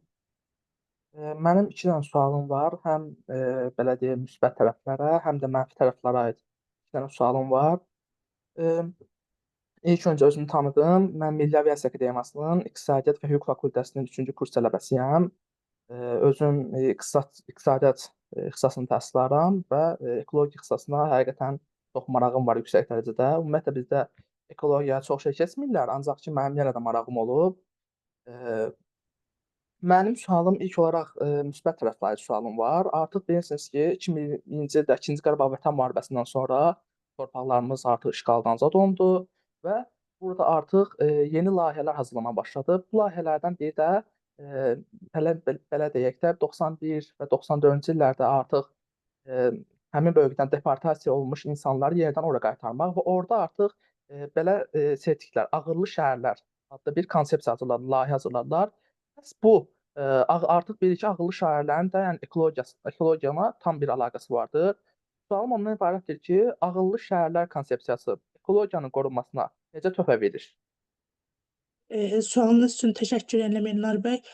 Mən əslində bunu ağıllı şəhər layihəsini bir neçə yerdə eşitmişəm. Sadəcə necə deyim, mən bunu səsləndirə bilərəm ki, ağıllı şəhər vasitəsilə biz, yəni müəyyən təbii ki, Qarabağ zonasında yaranan bu şəhər vasitəsilə bizim ekologiyasına mən deyərəm ki, yəni təsiri o qədər çox böyük deyil. Çünki necə deyim, düz indi Qarabağ ərazisi dağlıq ola bilər, nə bilim, sel ola bilər, sel daşqın əslində olmur. Sadəcə necə deyim, Qarabağ ərazisi yəni sakit zona deyil. Məsəl üçün, bu zonaya görə müəyyən dərəcədə deyərik ki, dəstəyi var. Ancaq yəni sizə belə izah edə bilərəm ki, mən ağıllı şəhər vasitəsilə, məsəl üçün, müsbət cəhətlərini birbaşa saysam, məsəl üçün, enerjiyə qənaət, yəni dediyim kimi, günəşdən və su enerjisinin hətta belə biz bunu enerjiyə qənaət kimi eləyə bilərik ki, bu isə şəhərin özünə enerji verməsini, təminatını göstərə bilər. Həmçinin başqa olaraq deyə bilərəm ki, yəni əsas məsələ məncə qənaətdir və daha çox başqa heç nə deyə bilmərəm. Yəni məncə əsas məsələ qənaətdir. Yəni çünki o barədə çox araşdırmam yoxdur, ancaq yəni mən düşüncəmlə qənaətdir. Çünki mən orada görmüşəm ki, çox günəş enerjisinə çox xüsusi önəm verilibdir ki, məsələn orada panellər falan çox böyük şəkildə yerləşdirilibdir ki, bu həmin ərazinin özünü yəni enerji vasitəsilə təmin etməsi belə məncə ekologiya sahəsinə çox vacib təsir göstərir.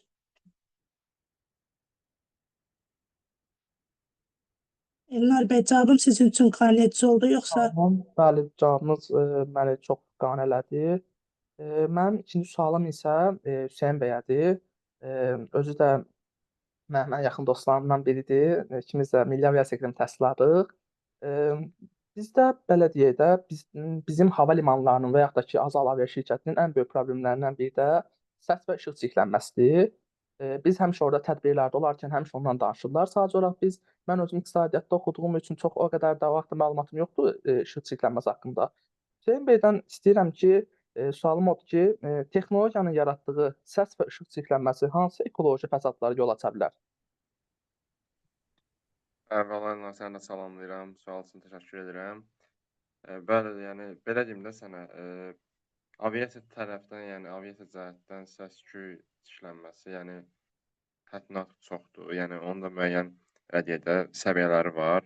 Məsələn, necə izah edeyim? Elə bil ki, 100 üzərindən qiymətləndirsək, yəni 70-80-dən yuxarı olsa həmin səs-küy çirklənməsinin dərəcəsi, yəni 100-ə yaxın olsa, yəni bu səs-küydən, yəni insanlarda, yəni karlıq yarana bilər, ölüm də baş verə bilər, yəni çox ola bilər. Lakin indiki yəni bizim ən böyük yəni avia şirkətdə, yəni təyyarəmiz 747, Airbus 340 olduğuna görə, yəni onlarda da yəni şükür Allaha o qədər çox deyil. Ona görə yəni səs-küy çirklənməsi var, həqiqətən var, çoxdur.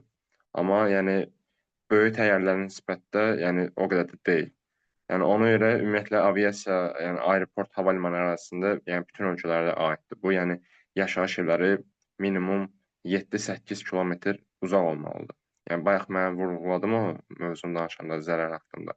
Yəni bizi praktika aparmışlar Azal Oil'də. Orada yəni bizə demişlər hamısını. Adicə yəni hava limanından 8 kilometr, 7-8 kilometr çevrə radiusu boyunca, yəni ümumiyyətlə təhlükəli zona adlanır. Yəni qəbul olunub. Yəni hamısı bu istər yanacaqdan, Azal Oil'in, yəni yanacağın ətrafa vurduğu, nə bilim, təyyarənin karbon emissiyası olsun, təyyarənin səs-küy çirklənməsi olsun, yəni hamısı yəni bura daxildir. Yəni belə bilirəm mən. Çox sağ ol cavabına görə Hüseyn. Mənə qanəlisən cavabın. Sizə də və Mir Fəqan bəyə bütün təşkilat rəhbərləri də öz təşəkkürlərimi bildirirəm ki, belə bir gözəl təlim almamısınız. Çox sağ olun. Sağ olun. Mən çox istəyərəm ki, Hüseyn bəyin cavabına əlavə eləyim və əgər əsəbləşməzsə, yəni istəyərəm ki, onun verdiyi cavaba mən bir də ekoloji yöndən baxım, əgər olarsa. Okey, icazəni aldığımıza görə mən istəyərəm ki, texnologiya vasitəsilə işığın suni şəklə çirklənməsinin, yəni işıq çirkləniyinin zərərlərini ekoloji cəhətdən izah edeyim. Təbii ki, ilk zərərimiz ekosistemin ziyanıdır ki, yəni heyvan və bitkilərin təbiət ritmini pozur. Gecə aktiv olan heyvanlar çaşır. Məsələn, işıq görür, çaşır ki, bu gündüzdür, onda mən gərək yenə yatım. Çünki elə heyvanlarımız var ki, həqiqətən gündüzü yatır, gecəni oyanır, amma gecə də işıq görür, heyvandır, heyvanın şüuru yox, bir şey yox. Yəni deyir ki, necə deyim, yenə gündüzdür və heyvanın çaşdırır, heyvandakı təbii ritmi pozur. Sonra insan sağlamlığına təbii ki, təsirləri var ki, yuxusuzluq var, stres var, göz yorğunluğu yaradır ki, bu işıq çirkliliyin bu kimi zərərləri var və həmçinin enerji israfı. Lazımdır işıqlandırma elektrik enerjisini artırır və resursları daha çox israf edir. Hava çirklənməsilə biraz qarışım, düzdür. O sahədə çox savadım yoxdur, amma öz şəxsi fikirlərimi bildirmək istəyirəm. Çünki bizim universitet, Gəncə Dövlət Universiteti bildiyiniz kimi əvvəl pedaqoji yönümlü bir universitet olubdur. İndi bizə də pedaqoji sahə cəhətdən keçirik. Yəni nəinki Milli Aviasiya Akademiyası, Milli Aviasiya Akademiyası, yəni Hüseyn bəy də vurğuladığı kimi təyyarələrlə bağlıdır, səma ilə bağlıdır. İndi gəlsək hava çirklənməsi ilə əlaqəsi var ki, yəni artan enerji istifadəsi atmosferə zərərli qazların buraxılmasına da səbəb ola bilir və ən vacibi də ki, ulduzların görsənməməsi, şəhər işıqlandırılmasını, ulduzların gecə səmasını görməsini azaldır və bu da insanlar üçün necə deyim, ürəkaçan bir hal deyil. Yəni mənim əlavələrim bunlar da şəxsi fikirlərimdir. Yəni ümid edirəm ki, mən bu cavabım da sizlər üçün qane edici oldu. Çox sağ olun Mir Fəqan bəy. Bəli, cavabınız qanələri çox sağ olun. Təşəkkürlər. Siz sağ olun, sualınız üçün təşəkkür edirəm. Auditoriyamız, başqa suallar da verin. Yəni mən full bu dəqiqə siz suallarınızı gözləyirəm. Maarifləndirici, fərqli, düşündürücü suallar istəyirəm. Çünki Sualı almaq belə mənim öyrənməyim üçün vacib bir şeydir. Bəlkə sizə sual verə biləcəksiniz, mən o suala cavab verə bilməyəcəm və mən o sualı araşdırıb fikrini bir öyrənərəm ki, məsələn deyərəm ki, auditoriyada məsəl üçün X bir şəxs sağ olsun, mən onun sayəsində bu yeri bilmədiyimi və yaxud zəif bildiyimi anladım və o yer üçün araşdırma elədim. Mənə fərqli suallardan kimə sual vermək istəyir və yaxud Hüseyn bəyə?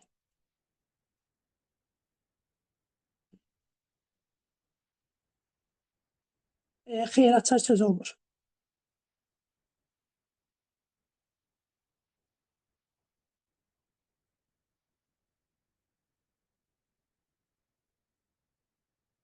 Dostlar, onda mən belə bir layihə eləmək istəyirəm aramızdan.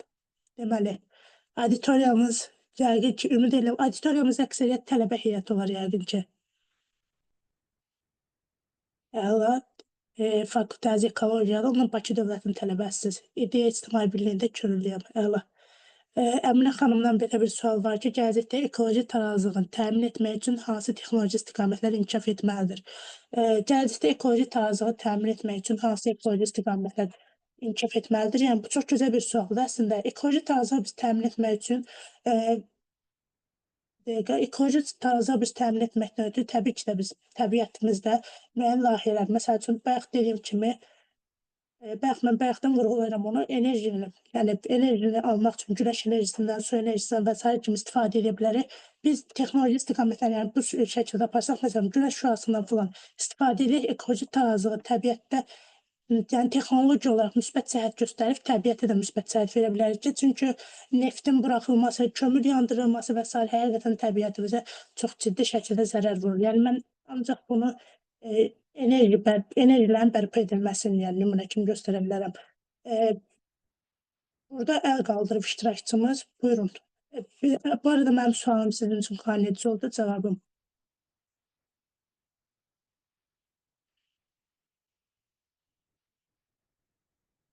Siz sağ olun, həmçinin Nihat bəy, sizin də təşəbbüsünüz üçün, necə deyərlər, fikirləriniz üçün təşəkkür edirəm. Buyurun, Sarı xanım, əl qaldırıbsınız. Hamınızı salamlayıram. Tədbirə görə çox sağ olun. Mənim sualım odur ki, ekoloji monitorinq haqqında danışdınız. Onun əsas məqsədi nədir? Nə işə yarayır? Yəni, ətraf mühitə nə kimi xeyri var? Sualım Hüseyn bəyədir.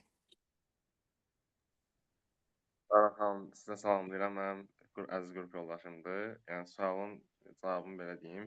Yəni, ümumiyyətlə, ətraf mühitin, yəni ekoloji monitorinqin əsas məqsədi odur ki, yəni, təbiəti mühafizə fəaliyyətinin və ekoloji, yəni təhlükəsizliyi idarə etmə sistemlərinin müasir və etibarlı informasiyala təmin olunmasından ibarət. Yəni, əsas məqsəd burada lazımi, uyğun, etibarlı, yəni informasiya məlumatların toplanması, yəni burada əsas məqsəddir.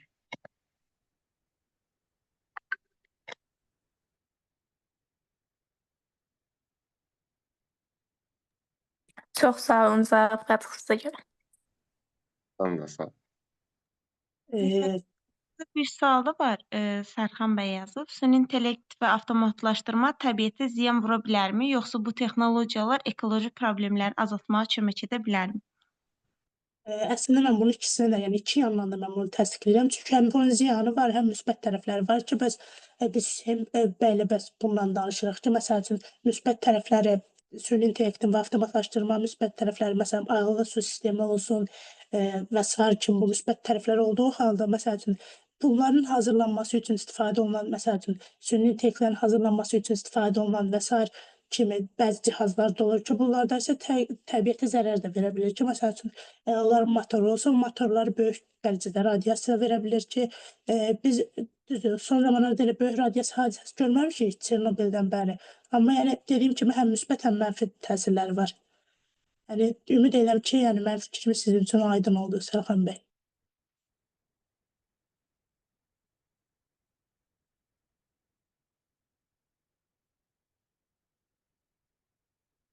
Siz sağ olun, təşəkkür edirəm suallarınız üçün. Belə maraqlı suallar eşitdikcə insanın elmə olan həvəsi, ekologiyaya olan həvəsi daha da artır. Bəlkə mən sual verim biraz. Biraz sual verim, bir 10 dəqiqə, sonra yekunlaşdıraq gecədə, sizi də yormayım. Bu arada əvvəl təbrik eləmişdim deyəsən, yoxsa yox, yadımdan çıxıbdı. Əgər təbrik eləməmişəmsə, indidən bütün auditoriyamızın Zəfər günü münasibətilə King Education Company MMC şirkətinin adı ilə, burada spikerlərimizin adı ilə, idarə heyətimin adı ilə təbrik edirəm hər birinizi. Biz özümüzə qürur duymalıyıq ki, biz qalib xalqın, qalib vətəndaşlarıyıq. Təbrik eləməmişəmsə, indi də təbrik edeyim, əgər yadımdan çıxıbsa. Dəyərli auditoriyamız, başqa kimin sualı var? Maraqlı bir sual görmək istəyirəm. Yoxsa mən başlayım suallara.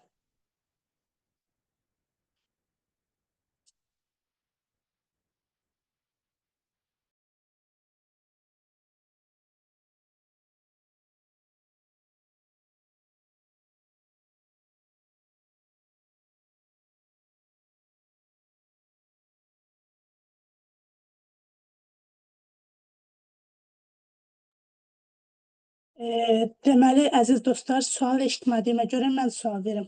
Sizcə, süni intellekt, ekoloji sizə başqa görüm nə sual verə bilərəm? Təbiətə zərər verə biləcək, yəni texnologiyanın təbiətə zərər verə biləcək hallarla kimlər qəşəng nümunə gətirə bilər? Hüseyn bəyin mövzusudur.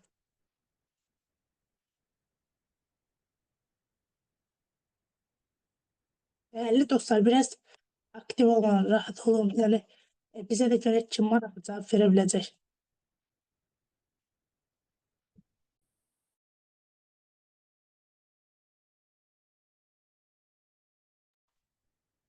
Sağ olun, sənə zəhmət. Yenidən təkrarlayarsan, bəlkə də tam eşitməyənlər oldu.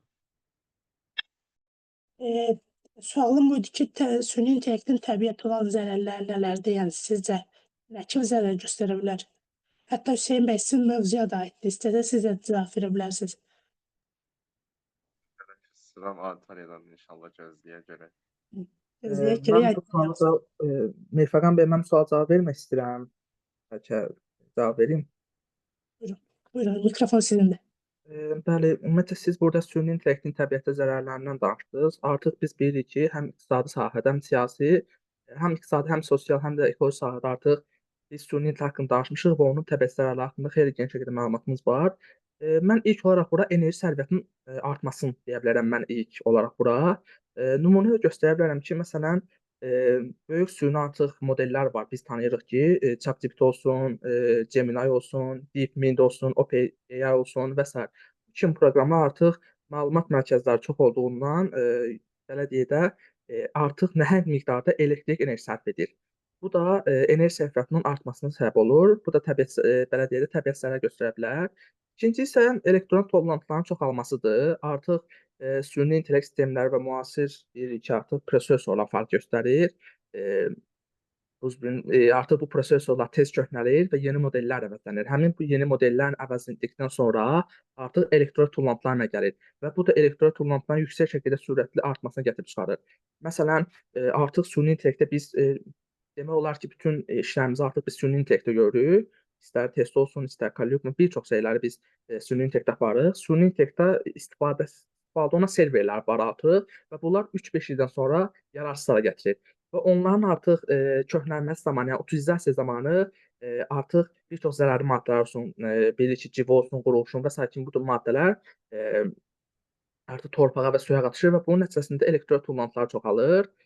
Üçüncü isə artıq dünyada bir çox ölkələrin, hətta böyük C20 ölkələrdə artıq resurslar həddindən artıq istifadə olunur. Biz artıq iqtisadi sahədə bilirik ki, resursların həddindən artıq istifadəsi də buna gətirib çıxa bilər. Hətta Afrikada artıq bilirik ki, Afrikada, Fransada bir çox ölkələrin, inkişaf etmiş ölkələrin müstəmləkəsi ola bilər. Məsələn, Konqo Respublikasında artıq bilirik ki, Konqo Mərkəzi Afrikada yerləşir. Mərkəzi Afrikada yerləşən Konqo Respublikasında kobalt hasilatı gedir orada. Bu kobalt hasilatının artması artıq onun ətrafında yerləşən bir çox ölkələrdə su problemi yaradır. Bu da belə deyək də, süni intellektin artıq təbiətə verdiyi təsirlərin gör nə qədər təsir verir, belə deyək, bu kimi problemlər təbiətə xüsusi şəkildə təsir göstərir. Bir də avtomatlaşdırılmış sistemlər də vardır ki, bu kimi avtomatlaşdırılmış sistemlər də artıq ekosistemə böyük şəkildə təsirləri vardır. Nəticə olaraq deyə bilərik ki, artıq biz süni intellektdən düzgün planlaşdırmaq lazımdır və enerji baxımından davamlı şəkildə idarə edilməlidir. Əgər idarə olunmazsa, o zaman karbon izini artırar və bir çox resurslar, tələbat resurslarını tükəndirər. Bu da ki, elektron belə deyək də, bu da ki, ekologiyamıza, dünyamızın ekologiyasına böyük şəkildə mənfi təsir göstərə bilər.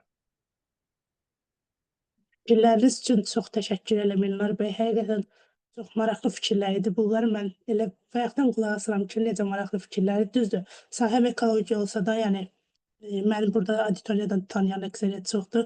Mənim özümün 7 illik qrafik dizayn təcrübəm var, marketinqə və s. təlimçilik və s.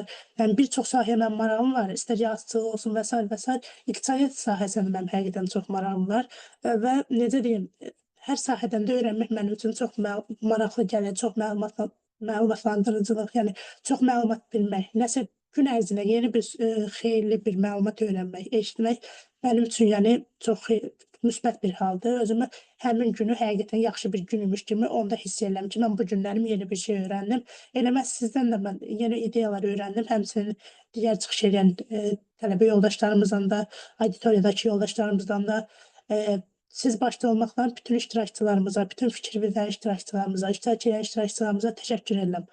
Çox sağ olun. Mən düşünürəm ki, bizə ayrılan vaxtımız yavaş-yavaş yekunlaşır. Mənim hal-hazırda digər tələbələrimizə, yəni bizim kursumuz fəaliyyət göstərir. Marketinq ixtisas tələbələrindən dərsim var. Ona görə mən çox istəyərdim sizlərlə saatlarla söhbət etmək. Həqiqətən çox maraqlıdır. İnsan istəmir buranı tərk eləmək. Amma təəssüf ki, mənim 11-in yarısı idi səhv eləmirəmsə dərsim. 11-in yarısı idi, hətta mən 5 dəqiqədə gecikmişəm. Ümid edirəm ki, sizlərdə inciklik yaratmaram. Mən istəyirəm ki, bugünlük bu Zoom-u yekunlaşdıraq. Ancaq sizlərdən mən geri dönüşlər istəyirəm ki, bir neçə dəqiqə yazmaq və yaxud da ki, səs açaraq deyə bilərsiniz ki, mən sizlərdən geri dönüş alanda, necə deyim, sanki enerjim yerinə gəlir, yorğunluğum falan hər biri gedir.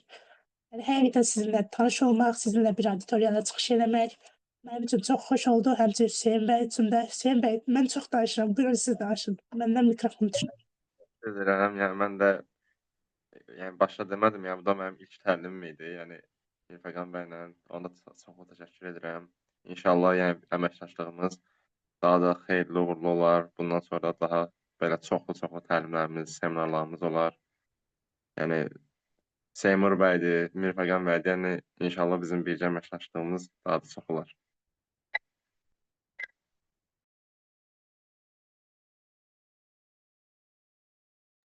Çox sağ olun, təşəkkür edirəm Hüseyin bəy. Həmçinin iştirakçılarımıza, dəyərli iştirakçılarımız, mən sizdən bir şey xahiş edə bilərəm. Zəhmət olmasa, kimdə alınırsa, görüntünü aça bilər, mən istəyirəm bir xatirə screenshot götürək. Şəkil çəkdirə bilməsək də screenshot götürək, xatir olaraq. Yəni, kimə problem olmazsa görüntülər aça bilər. Görək, bizim auditoriyamızdan.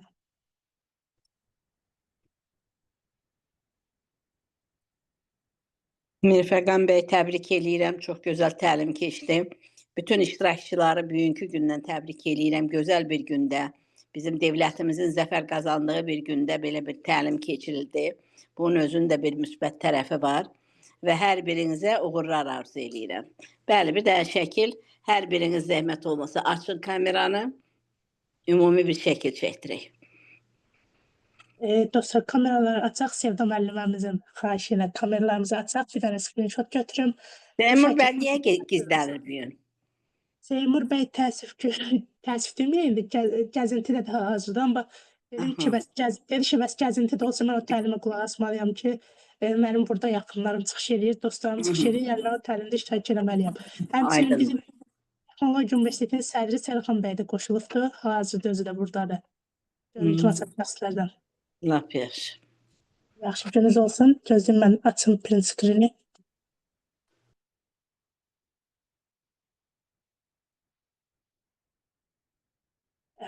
Deməli, okey, bunu da götürdüm. Dəyərli dostlar, bu arada mən qısa bir məlumatlandırma da verim. Mən danışdıqca biraz danışıram, o mənim xasiyyətimdir. Bizim sertifikatlarla bağlı soruşanlar olubdur ki, sertifikatlarımız Azərbaycan Respublikasının istənilən müəssisələrində tanınır. MMC sertifikatlarıdır, yəni şirkətimiz tərəfindən verilir, üzərində verən olur. möhür olur və sertifikat üçün qeydiyyatdan keçməyə son 5 əlavə yer ayırdım. Yəni direktor olaraq son 5 əlavə yer ayırdım. Əgər istəyənlər varsa, Hüseyn bəyin nömrəsini qrupa yazacağam. Hüseyn bəyə müraciət edə bilərlər. Hüseyn bəydən həmçinin sertifikat alanlara təşəkkürnamə hədiyyə olunur və həmçinin sertifikat alanlardan 3 nəfərə də ömürlük, yəni bitməmək şərti ilə Canva Premium hesabı da mənim tərəfdən hədiyyə olunur. Yəni sertifikat alan 3 nəfərə də təbii ki, Canva Premiumun illiyi 100 neçə dollardır, amma mən sizin üçün sırf şəxsi hesabınıza 3 nəfər üçün Canva Premium, yəni hədiyyə olaraq təqdim edirəm. Sertifikatlarımız üçün Hüseyn bəyə yazarsınız, nömrəsi qrupda var. İndi özüm təkrar mesaj kimi göndərəcəm. Ümid edirəm ki, təlimimiz maraqlı oldu. Sizlərlə söhbət xoş idi. Bu auditoriya bizim üçün çox gözəl oldu. Gecəniz xeyrə qalsın. Gələcək tədbirlərimizdə görüşənədək. Və bir şey də təkrar deyim ki, mənim vətənpərvərlik hisslərim biraz çox güclüdür. Çünki mən özüm müharibə bölgəsinin, Goranboy rayonu Tapqaraqondi kənd sakiniyəm. Yəni Suqovuşanla bizim kəndimiz bitişikdir.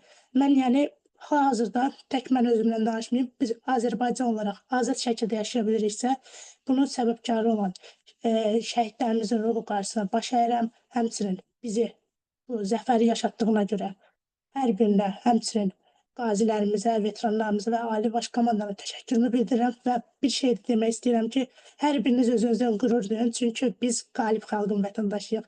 Biz Azərbaycan xalqının, qalib xalqın vətəndaşıyıq və bunu hər ölkələrdə, yəni planet üzərində ən az ölkələrdə bu hal yekunlaşır ki, yəni biz digərlərindən, yəni qalib olmayanlardan bir qat daha üstünük və ona görə də özümüzü necə deyim, həmişə üstün tutun, öz-özü alqışlayın. Çünki biz hər şeyin ən yaxşısına, ən gözəlinə layiqik. Oldu dostlar, gecəniz xeyrə qalsın. Gələcək tədbir və layihələrimizə görüşənədək. Sizlərlə tanışlıq mənim üçün çox xoş oldu. Sağ olun, gecəniz xeyrə. Xeyrə qarşı, sağ olun.